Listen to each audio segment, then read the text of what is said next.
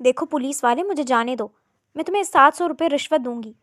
گھبراہٹ میں کہتے اس نے جلدی سے اپنے پرس سے 10-20 کے تمام نوٹ جمع کر کے سامنے کھڑے پولیس والے کی جانب بڑھائے تھے، جبکہ سامنے کھڑا شارون خانزادہ ضبط سے مٹھی بھینچے کالج کی اس چھوٹی سی لڑکی کو دیکھنے لگا تھا۔ وہ اپنی سوتیلی ماں کی وجہ سے اپنے گھر سے بھاگ آئی تھی، کیونکہ اس کی سوتیلی ماں اس کی شادی ایک نشئی سے کروانے لگی تھی، جس وجہ سے وہ بھاگ آئی تھی۔ لیکن اس کے پاس پیسے نہیں تھے، نہ رہنے کی جگہ، اسی لیے اس نے کسی راہگیر کا پرس چرانے کا سوچا تاکہ کچھ پیسے مل جائیں۔ لیکن اس کی بدقسمتی کہ وہ راہگیر ایک پولیس والا نکلا، جس نے فوراً اس کی چوری پکڑ لی۔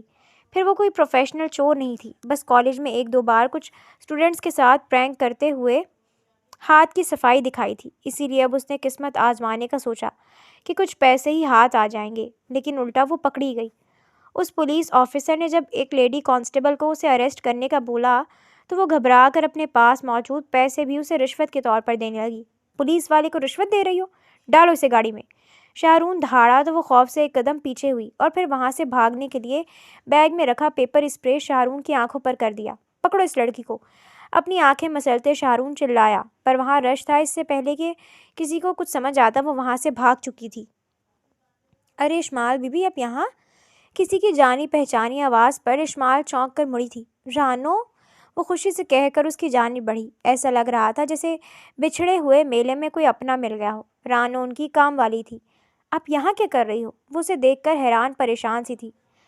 بس رانو، کیا بتاؤں، بس سمجھ لو گھر واپسی کا کوئی راستہ نہیں ہے، اور میرے پاس تو پیسے بھی نہیں ہیں، نہ ہی کوئی رہنے کا ٹھکانہ ہے۔ کیا تم پلیز میری کوئی مدد کر سکتی ہو؟ اس کی بات پر رانو پریشانی سے اسے دیکھنے لگی۔ کیا ہوا ہے بی بی؟ خیریت تو ہے؟ ایسا کیوں کہہ رہی ہیں؟ وہ فکر مندی سے پوچھنے لگی۔ وہ کھڑیوس بڑھیا میری شادی ایک نشئی سے کروانے والی تھی، وہ تو مجھے وقت رہتے پتہ چل گیا، اس لیے میں وہاں سے بھاگ آئی، اس نے بتایا۔ تو رانو کو اس کی بات پر افسوس ہوا تھا۔ آپ کو اپنے بابا سے کہنا چاہیے تھا بی بی جی، وہ افسوس سے بولی تھی۔ کوئی فائدہ نہیں، مجھے یقین تھا کہ میرے باپ نے بھی اس عورت کی باتوں پر یقین کرنا تھا۔ وہ شخص میرا باپ نہیں ہے، بس اس عورت کا شوہر ہے۔ کیا تم میری کوئی مدد کر سکتی ہو؟ اس نے ناک چڑھا کر بے بسی سے کہتے آخر میں امید سے اسے دیکھا۔ اس کی بات پر رانو کچھ پرسوچ سی نظر آ رہی تھی۔ وہ بڑی معصوم اور پیاری سی لڑکی تھی، جو کہ اپنے ملازموں کے ساتھ بھی بڑی شفقت اور محبت سے پیش آتی تھی۔ یہی وجہ تھی وہ رانو کو بہت عزیز تھی۔ اس کی سگی ماں کچھ سال پہلے ہی وفات پا گئی تھی اور باپ نے دوسری شادی کر لی تھی۔ اس کی سوتیلی ماں بہت ہی ظالم عورت تھی۔ باپ نے بھی آہستہ آہستہ اس سے ہاتھ کھینچ لیا تھا، اور اب جب اس عورت نے اس کے باپ کی غیر موجودگی میں اسے ہمیشہ کے لیے گھر سے نکالنے کا منصوبہ بنایا تو وہ گھر سے بھاگ آئی۔ اسے یقین تھا اسے ڈھونڈنے کوئی نہیں آئے گا۔ اس کی سوتیلی ماں اس کے باپ کی واپسی پر اسے کوئی من گھڑت کہانی بنا کر سنا دے گی۔ وہ تو یہی چاہتی تھی کہ وہ کسی طرح یہاں سے نکل جائے تاکہ تمام جائیداد پر وہ خود قابض رہ سکے۔ بی بی جی، میری بہن کہہ رہی تھی کہ جس بنگلے میں وہ کام کرتی ہے وہاں پر کام کی ضرورت ہے، اگر آپ کہیں تو میں وہاں بات کر سکتی ہوں، اس نے ذرا جھجک کر کہا۔ وہ بڑی لاڈلی تھی، اس لیے اسے امید نہیں تھی کہ وہ کسی کے گھر میں کام کر سکے گی، لیکن وہ اس کے علاوہ تو اس کی کوئی مدد نہیں کر سکتی تھی۔ کام کیا کرنا ہے؟ اشمال فوراً بےتابی سے پوچھنے لگی۔ ان کی بیماری بوڑھی ماں کا خیال رکھنا ہے، اس نے دھیمے انداز میں بتایا تھا۔ ارے تو پھر کیا مسئلہ ہے، میں رکھ لوں گی خیال، اتنا تو کر ہی سکتی ہوں۔ اس کی بات پر وہ اس بات میں سر ہلا کر اسے اپنے ساتھ لیے اپنی بہن کے پاس آ گئی، اور پھر دونوں ہی اشمال کو لیے اس بنگلے کی جانب چل پڑیں۔ بیگم صاحبہ، یہ میری جاننے والی ہے، اسے کام کی ضرورت ہے، یہ بڑی بیگم صاحبہ کا خیال رکھ لے گی۔ اس کی بات پر وہ طرح دار سی خاتون تنقیدی نگاہوں سے اسے دیکھنے لگی۔ وہ دیکھنے سے ہی بڑی معصوم اور بھولی سی معلوم ہو رہی تھی۔ نورین بیگم کو وہ پسند آئی تھی۔ ٹھیک ہے، مہینے کا 20,000 دیں گے، لیکن رات کو بھی یہیں رکنا ہوگا، ساتھ ہی کمرہ ملے گا۔ رات کو دیکھ بھال کی ضرورت نہیں، لیکن کبھی بلانا پڑ سکتا ہے، وہ کبھی رات کو آوازیں دے دیتی ہیں۔ اس کی بات پر وہ خوش ہو گئی تھی۔ اس کے پاس کون سا رہنے کے لیے کوئی ٹھکانہ تھا؟ وہ تو خود پریشان تھی کہ کہاں رہے گی، لیکن شکر تھا کہ اس کے رہنے کا انتظام بھی خود بخود ہو گیا۔ اسے یہاں رہتے ہوئے پورا 1 ماہ ہو گیا تھا، اور وہ بہت خوش تھی۔ یہ لوگ بہت ہی مہربان اور اچھے تھے۔ وہ اس 1 ماہ میں بڑا جلد ہی ان میں گھل مل سی گئی تھی۔ وہ معصوم سی لڑکی سب کے ساتھ بنائے رکھتی تھی۔ اب تو وہ گھر کی ملازمہ کم اور گھر کی فرض زیادہ لگتی تھی۔ نورین بیگم ایک NGO چلاتی تھیں، جس کی وجہ سے پورا دن مصروف رہتیں، جبکہ اشرف صاحب ان کے خاوند، وہ بھی ایک بزنس مین تھے، انہیں بھی زیادہ وقت نہیں ملتا تھا۔ اسے یہاں پر اشرف صاحب کی بیمار ماں کی دیکھ بھال کے لیے رکھا گیا تھا۔ کوثر بیگم پورا دن گھر میں اکیلی رہتی تھی، لیکن اب جب سے اشمال آئی تھی تب سے ان کا ایک اکیلا پن بھی دور ہو گیا تھا، اور ان کے خاموش سے گھر میں جسے رونق سی لگ گئی تھی۔ گھر میں بس یہی 3 افراد تھے اور اس کے علاوہ چند ملازمین تھے۔ نورین بیگم کا ایک بیٹا بھی تھا جو کہ کسی ضروری کام سے کہیں گیا ہوا تھا۔ اشمال کے آنے سے پہلے ان کے گھر میں ہر وقت سناٹا اور خاموشی سے چھائی رہتی تھی، لیکن اب ہر وقت اس کی کھلکھلاہٹ گونجتی تھی۔ اسے جو محبت اور اپنائیت اپنے گھر میں نہیں ملی تھی وہ یہاں آ کر مل گئی تھی۔ نورین بیگم بھی جب شام کو گھر آتی تو اس سے بڑی محبت سے پیش آتی تھی۔ وہ بھی ان کے سر کی مالش کرتی، ان سے ڈھیروں باتیں کرتی۔ انہیں ہمیشہ سے بیٹی کی کمی محسوس ہوتی تھی، کیونکہ ان کا بیٹا گھر والوں کے زیادہ قریب نہیں تھا۔ پہلے اپنی پڑھائی میں اور پھر اپنی جاب میں مصروف رہ کر اسے گھر والوں کے لیے وقت ہی نہیں ملتا تھا۔ لیکن اشمال کے آنے کے بعد جیسے ان کی یہ کمی بھی پوری ہو گئی تھی۔ اسے کوکنگ اور بیکنگ کا بہت شوق تھا۔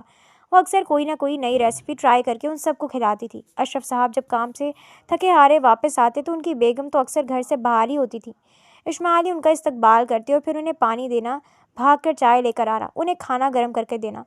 وہ بالکل والد کے جیسی شفقت دکھاتے تھے۔ یہی وجہ تھی کہ وہ بھی بھاگ بھاگ کر ان کے کام کرتی تھی۔ اکثر شام کو جب وہ جلدی آ جاتے تو وہ ان کے ساتھ لاؤنج میں بیٹھ کر چیس کھیلتی اور کبھی بڑے شوق سے ان کے قصے سنتی تھی۔ گھر کے تینوں مکین ہی اس کے آنے کے بعد بہت خوش تھے اور وہ بھی ان لوگوں کے ساتھ کافی خوش رہنے لگی تھی۔ وہ اسے تنخواہ کے ساتھ کپڑے، جوتے، اس کی تمام ضروریات کا خیال رکھتے تھے۔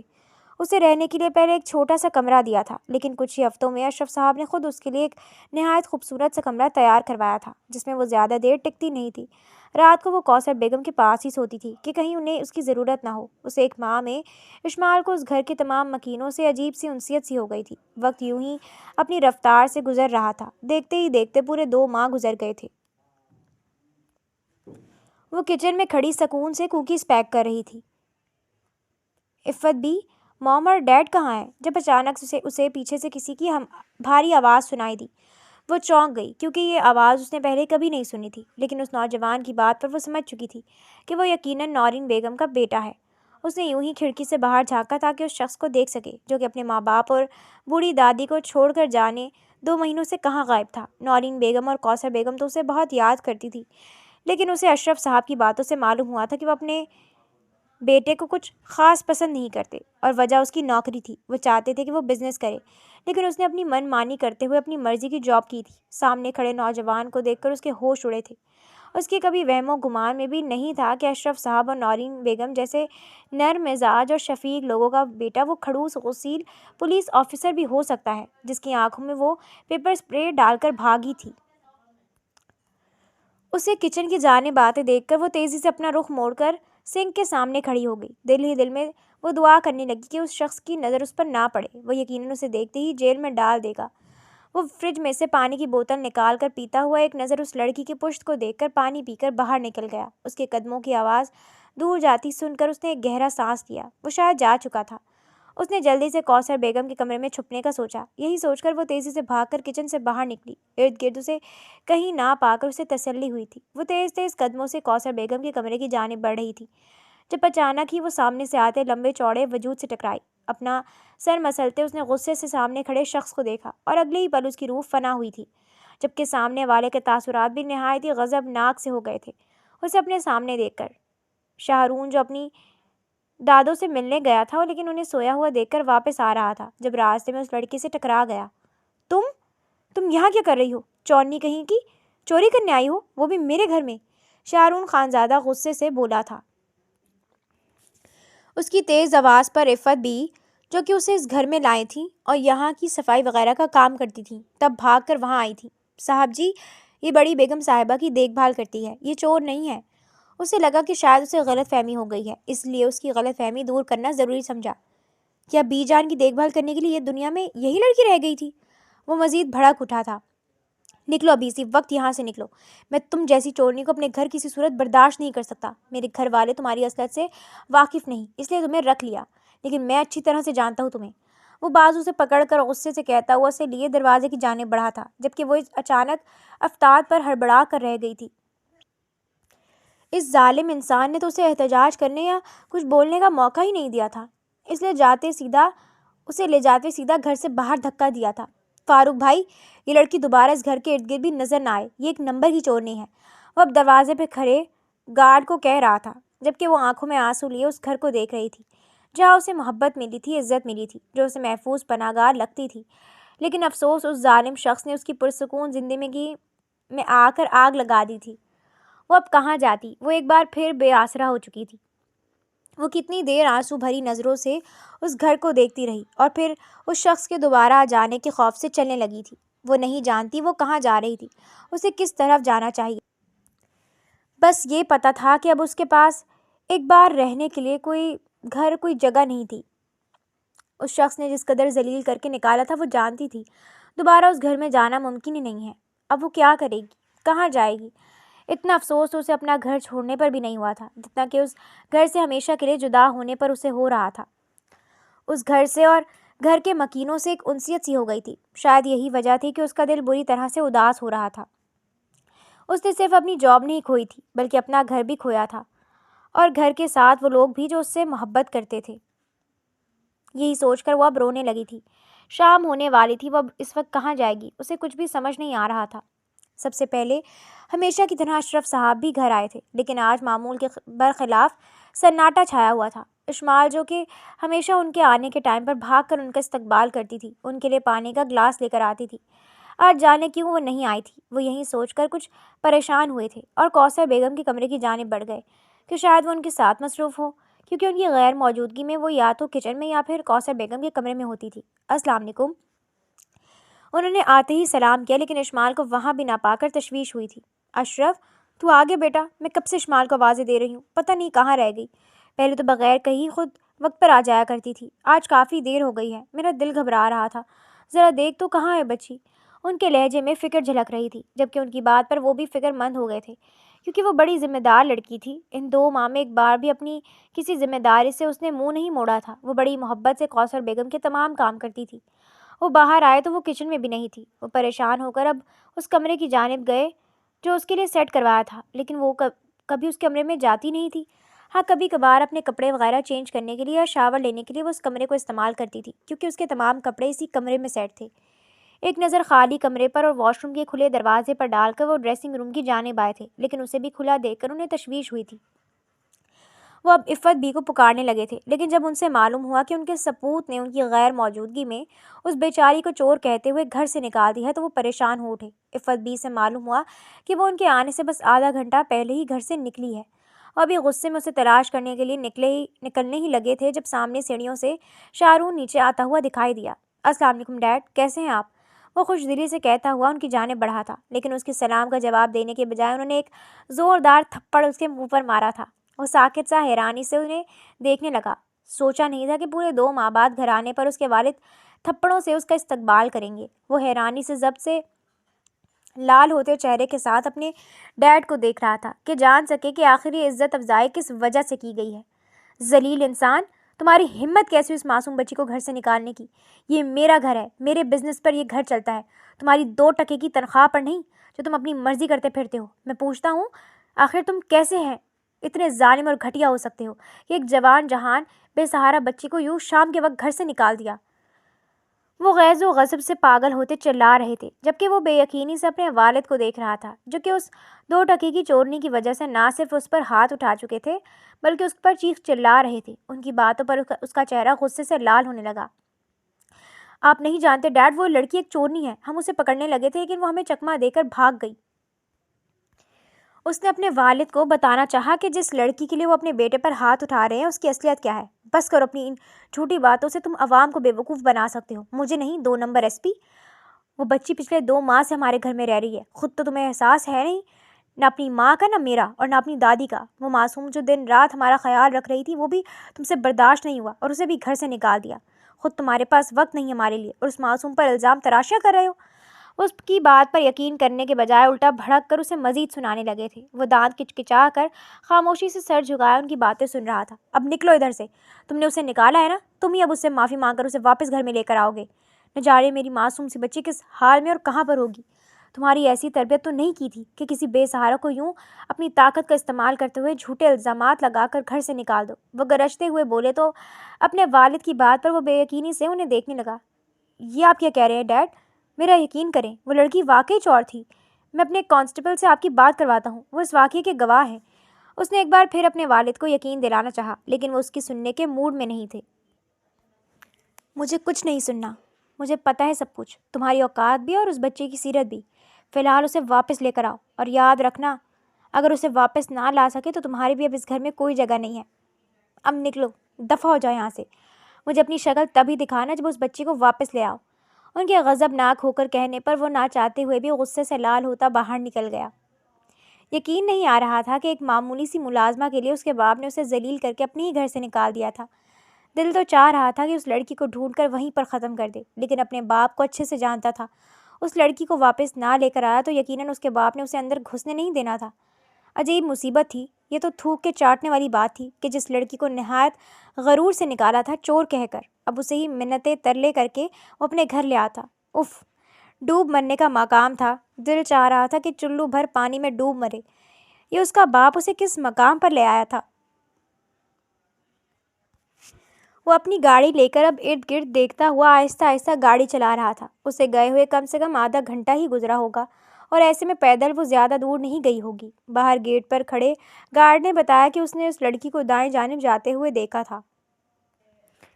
اس گلی سے نکلتے آگے مین روڈ پر وہ کچھ ہی دور اسے فٹ پاتھ پر بیٹھی نظر آ گئی تھی۔ وہ وہیں گاڑی روک کر کھڑا ہو گیا اور کینہ توز نظروں سے اسے دیکھنے لگا۔ اس کا بس نہیں چل رہا تھا کہ اس لڑکی کی جان لے لے، لیکن اسے 100% یقین تھا اس لڑکی کو کچھ ہوا تو اس کے والد اسے ختم کر دیں گے۔ ابھی تک یقین نہیں آ رہا تھا کہ اس کے والد کے لیے اس سے زیادہ یہ لڑکی ضروری تھی۔ آخر ایسا بھی کیا جادو کر دیا تھا اس لڑکی نے اس کے گھر والوں پر، جو وہ اس کے گرویدہ ہو کر رہ گئے تھے، اس کے خلاف کچھ بھی سننے کے لیے تیار نہیں تھے۔ وہ کتنی دیر جلتا کڑتا قہر بھری نظروں سے اس لڑکی کو گھورتا رہا جو کہ سامنے فٹ پاتھ پر بیٹھی مظلومیت کی تصویر بنی ہوئی تھی، لیکن وہ اس سے ذرا بھی متاثر نہیں ہوا تھا۔ اس کے نزدیک وہ ایک ڈرامے باز لڑکی تھی اور یہی ڈرامے کر کر کے اس نے اس کے گھر والوں کو بھی بیوقوف بنایا تھا۔ وہ کتنی ہی دیر وہیں کھڑا اسے گھورتا رہا۔ اس کے پاس جا کر اسے گھر آنے کا بولنا تو نری تذلیل تھی، لیکن اسے یقین تھا کہ اسے گھر واپس نہ لے کر گیا تو اس کے باپ نے اسے یقیناً گھر میں گھسنے نہیں دینا۔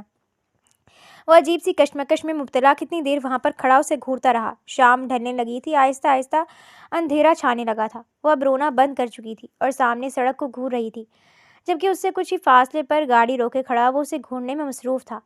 تبھی اچانک ایک ٹرک کے سائرن کی آواز پر اس نے سر اٹھایا تھا اور ایک گہرا سانس لیتی اٹھ کھڑی ہوئی تھی۔ وہ چونکا تھا، اسے لگا کہ شاید وہ ٹرک والے سے لفٹ لے کر کہیں جانے لگی ہے، یہ شاید ٹرک روک کر ٹرک والے کو بھی لوٹنے کا ارادہ ہوگا اس چورنی کا۔ وہ وہیں پر چوکنا ہو کر اسے دیکھنے لگا، لیکن اگلے ہی لمحے وہ بری طرح چونک گیا جب اسے اچانک سڑک کے بیچوں بیچ ہاتھ پھیلا کر کھڑے ہوتے دیکھا۔ اسے ایک لمحہ لگا تھا یہ سمجھنے میں کہ وہ لڑکی کیا کرنے والی ہے۔ اگلے لمحے وہ ہڑبڑا کر گاڑی سے نکلا تھا۔ اس سے پہلے کہ وہ ٹرک اسے کچل دیتا وہ تیزی سے اسے اپنی جانب کھینچ چکا تھا۔ وہ خوف کے مارے تھر تھر کانپتی ہوئی آنکھیں کھول کر سامنے کھڑے اس نوجوان کو دیکھنے لگی، جسے دیکھ کے اس کی آنکھیں مزید شدت سے رونے لگی تھی۔ وہ بری طرح مزاحمت کرتی اس سے دور ہونے کی کوشش کرنے لگی۔ چھوڑو مجھے نہیں رہنا اس دنیا میں مر جانا چاہتی ہوں، وہ مسلسل مزاحمت کرتی ہوئی پاگلوں کی طرح کہہ رہی تھی، جبکہ وہ اسے دونوں بازو سے جکڑے پہلی بار سچ میں پریشان ہوا تھا۔ اس لڑکی کی حالت بالکل ٹھیک نہیں تھی۔ جو اس کی حالت تھی وہ دیکھ کر صاف معلوم ہو رہا تھا وہ کوئی ڈرامہ نہیں کر رہی ہے۔ اس کے دل میں واقعی پشیمانی سی ہوئی تھی۔ اگر وہ وقت پر نہ آتا تو کیا ہوتا؟ کیا یہ لڑکی اپنی جان دے دیتی صرف اور صرف اس کی وجہ سے؟ یہ سوچ کر اس کے رونگٹے کھڑے ہو گئے تھے۔ اس نے تو بس اسے گھر سے نکالا تھا، اور اس پر بھی اس کے باپ نے اسے اچھا خاصی سنا دی تھی، بلکہ تھپڑ بھی جڑ دیا تھا۔ اسے تو وہ ایک نمبر کی جھوٹی مکار اور ڈرامے باز لڑکی لگتی تھی، لیکن اب لگ رہا تھا کہ شاید اس کے پاس واقعی کوئی ٹھکانہ نہیں ہے۔ بس کرو لڑکی، چپ ہو جاؤ، میں تمہیں لینے آیا ہوں، چلو ہم واپس جا رہے ہیں۔ اس کی حالت دیکھ کر وہ نہ چاہتے ہوئے بھی وہ الفاظ دہرا گیا جو کہ اتنی دیر سے کہنے کی اس میں ہمت نہیں ہو پا رہی تھی۔ مجھے نہیں جانا، میرا کوئی گھر نہیں ہے، میرا کوئی اپنا نہیں ہے، مجھے جانے دو، وہ چیختے ہوئے کہہ رہی تھی۔ وہ کیسے اس گھر میں دوبارہ چلی جاتی جہاں سے اس شخص نے اسے ذلیل کر کے نکالا تھا، وہ بھی اسے چور کہتے ہوئے۔ وہ وہاں واپس نہیں جانا چاہتی تھی۔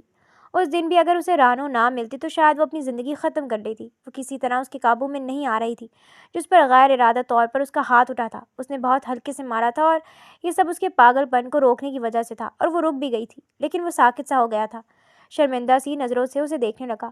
اس کا ارادہ اس پر ہاتھ اٹھانے کا نہیں تھا، لیکن اسے بے قابو ہوتے دیکھ کر وہ یہ کر بیٹھا تھا۔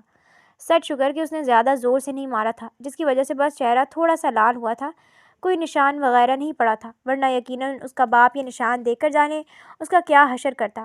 اشمال خاموش ہو کر خوفزدہ نظروں سے اسے دیکھ رہی تھی۔ بس بہت ہو گیا، اب خاموش ہو جاؤ، ہم اب واپس جا رہے ہیں، چلو میرے ساتھ۔ وہ یہ کہتا ہوا اسے بازو سے پکڑ کر اپنی گاڑی کی جانب بڑھا تھا، اور وہ بھی اب کی بار خوفزدہ سی خاموشی سے اس کے ساتھ چلنے لگی تھی۔ وہ ابھی تک شوق کی سی کیفیت میں تھی۔ وہ دونوں گھر واپس پہنچے تو لاؤنج میں ہی نورین بیگم اور اشرف صاحب ان دونوں کا انتظار کر رہے تھے۔ ان کے ایک ساتھ اندر داخل ہوتے ہی وہ دونوں اٹھ کر کھڑے ہوئے تھے۔ تم ٹھیک ہو بیٹا؟ اس نالائق کی طرف سے میں معافی مانگتا ہوں۔ مجھے پتہ ہے میں نے اس کی تربیت میں کمی چھوڑ دی، اس لیے اس نے یہ سلوک کیا تمہارے ساتھ، لیکن آئندہ یہ ایسا کچھ نہیں کرے گا۔ یہ تمہارا گھر ہے بیٹا، تمہیں یہاں سے کوئی نہیں نکال سکتا۔ اشرف صاحب تیزی سے آ کر اس کے سر پر ہاتھ رکھتے ہوئے بولے تھے، جبکہ وہ اپنے باپ کی بات پر دانت پیس کر انہیں دیکھنے لگا۔ اشمال ان کا محبت بھرا انداز دے کر ایک بار پھر سے رونے لگی تھی۔ اسی محبت اور شفقت کو کھونے کا غم ہی تو اسے کھایا جا رہا تھا، جبکہ وہ اس کے ڈرامے پر آنکھیں گھما کر رہ گیا۔ اس لڑکی کو لگتا تھا رونے کے علاوہ کچھ نہیں آتا۔ وہ اب سر جھٹک کر اپنی ماں کی جانب بڑھا۔ وہ بھی بڑی خفا سی اس سے ملی تھی، اور اس کی وجہ بھی یقیناً یہی لڑکی ہے۔ وہ منہ بنا کر اب اپنے کمرے کی جانب بڑھ گیا تھا، کیونکہ اس لڑکی سے اپنے گھر والوں کو مزید محبت جتاتے ہوئے اپنی آنکھوں کے سامنے نہیں دیکھ سکتا تھا۔ اسے بس یہ ڈر تھا کہ وہ لڑکی تھپڑ والی بات اس کے ماں باپ کو نہ بتا دے، وہ مزید ان کی نظروں میں گر جائے گا اور وہ مزید مظلوم ثابت ہو جائے گی۔ اس واقعے کو دیکھتے ہی دیکھتے 3-4 ہفتے گزر گئے تھے۔ اس کی ماں تو 1-2 دن میں ہی اسے معاف کر چکی تھی، لیکن اس کے والد اب بھی چلتے پھرتے اس پر طنز کرتے رہتے تھے۔ انہیں تو ویسے بھی موقع چاہیے تھا اس کی بے عزتی کرنے کا، جو کہ اب انہیں مل چکا تھا، تو پھر وہ کیوں اس موقع کا فائدہ نہ اٹھاتے؟ اسے اب بھی اس لڑکی پر پوری طرح سے یقین نہیں تھا، اس لیے اس نے کچھ لوگوں کو اس کی انویسٹیگیشن کروانے کا بولا تھا، تاکہ اس بار ثبوت کے ساتھ اس لڑکی کی مکاری اور چلاکی ثابت کر سکے۔ لیکن افسوس کی بات یہ تھی، اس لڑکی کی تمام انفارمیشن نکالنے کے بعد اسے معلوم ہوا تھا کہ اس کا باپ ایک بہت بڑا بزنس مین ہے۔ وہ یہ جان کر حیران رہ گیا تھا، اتنے بڑے بزنس مین کی بیٹی بھلا یوں خودکشی کیوں کرنے لگی تھی؟ اسی تجسس میں اس نے مزید اس کی انفارمیشن نکلوائی تو اسے معلوم ہوا کہ اس کی سوتیلی ماں اس کی شادی کسی نشئی سے کروانے لگی تھی، جس کی وجہ سے وہ اپنے گھر سے بھاگی تھی۔ یہ جان کر اسے واقعی دلی طور پر افسوس ہوا تھا، اور اس کے بعد وہ خاموش ہو گیا۔ وہ ماننے کے لیے تیار ہی نہیں تھا۔ وہ لڑکی معصوم ہے، لیکن حقیقت یہی تھی کہ وہ واقعی معصوم اور مظلوم تھی۔ آہستہ آہستہ اس نے یہ نوٹ کرنا شروع کیا کہ وہ لڑکی اسے دیکھ کر ہی چھپ جاتی ہے، شاید اس سے آج بھی خوفزدہ ہے۔ اس کا یہ ڈر اور خوف کہیں نہ کہیں اسے اندر ہی اندر شرمندہ کر رہا تھا، جو کہ وہ ظاہر نہیں کرتا تھا۔ پچھلے کچھ عرصے سے وہ فارغ تھا، اسی لیے وہ جلدی تھانے سے واپس آ جاتا اور دن میں بھی دیر سے جایا کرتا تھا، جس کی وجہ سے وہ گھر میں ہونے والے تمام معاملات پر توجہ دے پا رہا تھا۔ اسے احساس ہوا کہ وہ لڑکی واقعی بہت نرم دل اور ایماندار ہے۔ وہ بالکل بیٹیوں کی طرح اس کی دادوں کا خیال رکھتی تھی، ان کے کھانے کا، ان کے پینے کا، ہر شے کا خیال کرتی تھی۔ پورا وقت، یہاں تک کہ رات کو بھی ان کے پاس سوتی تھی۔ کبھی وہ اسے اپنی ماں کے ساتھ باتیں کرتی ہوئی اور ان کے ساتھ گرین ٹی پیتی ہوئی مل جاتی، تو کبھی اس کے باپ کے ساتھ ان کے پرانے قصے سنتے ہوئے اور ان کے ساتھ چیس کھیلتے ہوئے نظر آتی۔ وہ ہر انسان کے ساتھ ان کے مزاج کے مطابق ڈھل جاتی تھی۔ وہ آہستہ آہستہ نہ چاہتے ہوئے بھی اس کی تمام خوبیوں کا متعارف ہو رہا تھا۔ اسے اب احساس ہو رہا تھا کہ اس لڑکی نے اس کے گھر والوں پر کیا جادو کیا ہے۔ اس نے واقعی کبھی اپنے ٹف روٹین میں اپنے گھر والوں کو ایسے ٹائم نہیں دیا تھا جیسے کہ وہ لڑکی دے رہی تھی۔ اس کا دل جانے کیوں مطمئن سا ہو گیا تھا۔ وہ جو اکثر یہ سوچ کر پریشان رہتا تھا کہ اپنی جاب کی وجہ سے اپنے گھر والوں سے بہت دور ہو گیا ہے اور وہ بالکل اکیلے ہو کر رہ گئے ہیں، اب جیسے وہ بوجھ اس کے دل سے اتر گیا تھا۔ اس لڑکی کی ہوتے ہوئے اب اسے کسی طرح کی فکر نہیں تھی۔ وقت یوں ہی گزر رہا تھا جب اچانک اس کی ماں نے اس سے شادی کی بات کی اور اس سے اس کی پسند کا پوچھنے لگی۔ وہ نہیں جانتا کیوں، لیکن آنکھوں کے پردے پر اس جھلی سی بیوقوف سی اشمال کا چہرہ نمایاں ہوا تھا، جس پر وہ خود ہی حیران رہ گیا تھا۔ ہاں، یہ سچ ہے کہ وہ اس کی ہر ایک چھوٹی چھوٹی بات نوٹ کرتا تھا، لیکن شادی کے نام پر جانے کیوں اسے اس کا خیال آ گیا تھا۔ وہ اپنے جذبات سے نظریں چرا کر رہ گیا تھا۔ شاید ہر وقت وہی اس کی نظروں کے سامنے رہتی تھی، اسی لیے اسی کا چہرہ اس کے سامنے آ گیا۔ وہ جیسے خود کو تسلی دے رہا تھا، حالانکہ اس کے دل کی دھڑکنیں کچھ اور ہی راز افشاں کرنے پر تلی تھیں، جسے وہ خود بھی ابھی ماننے سے انکاری تھا۔ وہ ہمیشہ کی طرح اس موضوع سے جان چھڑا کر باہر آ گیا تھا۔ اس کی ماں افسوس سے سیڑھیاں اترتی اپنے کمرے کی جانب بڑھ گئی تھی، جب وہ اس کے سامنے ہی ہنستی مسکراتی ہوئی ہاتھ میں ٹرے لیے کچن سے باہر آتی نظر آئی۔ وہ وہیں سیڑھیوں پر ریلنگ کے پاس آ کر کھڑا ہو گیا۔ وہ جانتا تھا کہ وہ نیچے گیا تو اسے دیکھ کر یقیناً وہ دوبارہ کچن میں یا کہیں اور گم ہو جائے گی۔ وہ یوں ہی غیر ارادتاً اسے دیکھے گیا۔ اس نے کیک بیک کیا تھا اور وہ اب لاؤنج میں بیٹھے اشرف صاحب کی جانب بڑھ گئی۔ ان کے سامنے کیک کا پیس بڑھایا، جس پر وہ بڑی خوش دلی سے اس کے ہاتھ کا بنا کیک کھا کر شاید اب اس کی تعریف کر رہے تھے، جس پر وہ بڑی خوش ہوتی ہوئی مسکرا کر ان سے باتیں کرنے لگی۔ تبھی اس کی موم اپنے کمرے سے نکلی، جنہیں دیکھ کر وہ چہکتے ہوئے ان کی جانب بڑھی تھی۔ اب یقیناً انہیں اپنا بنایا ہوا کیک کھلانا چاہتی تھی، جسے کھانے کے بعد وہ اس کا گال تھپ تھپا کر باہر کی جانب بڑھ گئیں۔ وہ اپنی کسی کٹی پارٹی میں جا رہی تھی، جبکہ وہ ایک بار پھر سے آ کر اشرف صاحب کے ساتھ بیٹھ گئی تھی اور باقی کا کیک سامنے ٹیبل پر رکھ کر ایک پیس اپنے لیے پلیٹ میں ڈال لیا تھا۔ وہ دونوں ہی اب کیک کھاتے ہوئے باتیں کر رہے تھے۔ دادا کو شوگر تھی، جس کی وجہ سے وہ میٹھا نہیں کھا سکتی تھی۔ اشرف صاحب ایک ضروری کال سننے کے لیے اٹھے تو وہ اب کیک کا ایک پیس لیے عفت بی کے پیچھے جا کر کھڑی ہوئی تھی، جبکہ اوپر کھڑے شارون کے دل میں کچھ عجیب سا احساس جاگا تھا۔ وہ سب کے ساتھ بڑی محبت سے پیش آتی تھی، ایک وہی تھا جسے دیکھ کر چھپ جاتی تھی۔ جانے کیوں اس کا یہ عمل اسے بری طرح چبھا تھا۔ ہاں ٹھیک ہے، اسے اس کو یوں گھر سے نہیں نکالنا چاہیے تھا، نہ ہی اس پر ہاتھ اٹھانا چاہیے تھا، لیکن اس کا پہلا امپریشن ہی ایسا تھا کہ وہ نہ چاہتے ہوئے بھی اس کے بارے میں غلط سوچنے پر مجبور ہو گیا۔ اور وہ تھپڑ اس نے جان بوجھ کے تھوڑی نہ مارا تھا، وہ کیسے پاگلوں کی طرح بیہیو کر رہی تھی۔ یہی سب سوچ کر خود کو ہی تسلی دے رہا تھا کہ اس نے کچھ غلط نہیں کیا۔ اس کی جگہ کوئی بھی ہوتا تو یہی کرتا۔ ہاں لیکن دل تھا کہ کوئی بات سننے کے لیے تیار ہی نہیں تھا۔ اس کا دل اس لڑکی کی توجہ چاہتا تھا۔ اس نے سب کو اپنے ہاتھ کا بنایا ہوا کیک کھلایا تھا سوائے اس کے۔ یہ بات بھی اس کے دل کو بری طرح لگی تھی۔ وہ اسے شکوہ کنار نظروں سے دیکھ رہا تھا، اور ستم یہ تھا کہ اس لڑکی کو اس کے شکوے کی یا اس کی نظروں کی خبر ہی نہیں تھی۔ وہ کیسے نہ جل کر راکھ ہوتا۔ اس لڑکی کا اس سے خوفزدہ ہونا کیا کم تھا جب اس کی بے رخی بھی برداشت کرتا۔ اس لڑکی کے دل میں اس گھر کے تمام افراد کے لیے جگہ تھی، یہاں تک کہ عفت بی کے ساتھ بھی بڑی ہنس کر باتیں کرتی تھی۔ ایک وہی تھا جسے دیکھ کر جانے اسے کیا ہو جاتا تھا۔ ایسا لگتا تھا کہ اس پورے گھر میں ایک وہی اس کا واحد دشمن تھا۔ وہ اب چڑھ کر اسے گھورنے لگا۔ جب مزید صبر نہیں ہوا تو سیڑھیاں اتر کر نیچے آ گیا۔ اشمال اب کیک اٹھائے دوبارہ کچن کی جانب بڑھ گئی تھی۔ شاید باقی کا کیک فریج میں رکھنے کا ارادہ تھا جب وہ اس کے راستے میں حائل ہوا۔ اسے دیکھ کر اس کی رنگت فک ہوئی تھی۔ وہ خوفزدہ نظروں سے اسے دیکھنے لگی۔ وہ کچھ دیر اسے خفگی سے دیکھتا رہا، لیکن اس لڑکی کی آنکھوں میں سوائے خوف کے اور کوئی جذبہ نہیں تھا۔ کوئی جذبہ نہ دیکھ کر وہ ایک گہری سانس لے کر سیٹ جھٹک گیا۔ اس لڑکی کو تو جیسے اس کی خفگی کا علم ہی نہیں تھا، جس پر وہ دانت پیس کر رہ گیا۔ وہ بھی اس کا بنایا ہوا کیک کھانا چاہتا تھا، لیکن انا آڑے آ رہی تھی۔ اسے کیسے کہتا کہ اسے بھی کیک کھانا ہے؟ جب اس نے جھوٹے منہ سے نہیں پوچھا تھا تو پھر وہ خود سے کیسے کہتا؟ کچھ دیر تک خود میں ہمت جمع کرتا رہا، لیکن چاہ کر بھی اسے یہ نہیں کہہ پایا کہ وہ کیک کھانا چاہتا ہے۔ اس لیے ایک گہرا سانس لے کر اس کے ہاتھ میں پکڑی ٹرے کو چھین کر اب خاموشی سے سیڑھیوں کی جانب بڑھ گیا۔ اس سے مانگنے سے بہت بہتر تھا کہ وہ چھین کر ہی کھا لیتا۔ ویسے بھی اس لڑکی نے کون سا اس سے پوچھا تھا، لیکن وہ بھی اس گھر کا فرد تھا۔ جب گھر کے تمام افراد اس کا بنایا ہوا کیک کھا سکتے تھے تو وہ کیوں نہیں؟ جبکہ اشمال ہونک انداز میں حیرت سے اس کی پشت دیکھ رہی تھی، جو کہ اس سے کیک چھین کر اب اوپر اپنے کمرے میں جا کر بند ہو گیا تھا۔ وہ ابھی تک ناسمجھی سے وہیں کھڑی یہ سمجھنے کی کوشش کر رہی تھی کہ آخر یہ ابھی ہوا کیا تھا۔ وہ گھر واپس آیا تو آج معمول کے برخلاف کچھ عجیب ہی قسم کی چہل پہل تھی۔ اشمال بھی آج معمول سے ہٹ کر کچھ تیار سی نظر آ رہی تھی۔ اس کی تیاری دیکھ کر وہ چونک گیا۔ دماغ میں عجیب سی گھنٹیاں سی بجنے لگی تھی۔ وہ جب سے آیا تھا اسے ہمیشہ سلیقے سے دوپٹہ اوڑھ کر سادہ سے حلیے میں ہی پایا تھا، لیکن آج وہ لپسٹک لگائے ہوئے نہایت ہی خوبصورت سا ڈریس دیبتن کیے ہوئے تھی۔ اس کی یہ معمول سے ہٹ کر کی گئی تیاری اس کے ذہن کو الرٹ کر گئی تھی۔ موم، کیا بات ہے؟ آج کچھ خاص بات ہے کیا؟ کچن میں بھی ہر معمول سے ہٹ کر تیاری ہو رہی تھی، جس پر وہ تجسس سے اپنی ماں سے پوچھنے لگا۔ ہاں بیٹا، آج اشمال کا منگیتر آ رہا ہے۔ اپنی ماں کی بات پر اس کے کان کھڑے ہوئے تھے۔ وہ بے یقینی سے انہیں دیکھنے لگا کہ وہ یہ کیا کہہ رہی تھیں۔ اشمال کا منگیتر اچانک کہاں سے آ گیا؟ کل تک تو وہ لاوارث تھی نا؟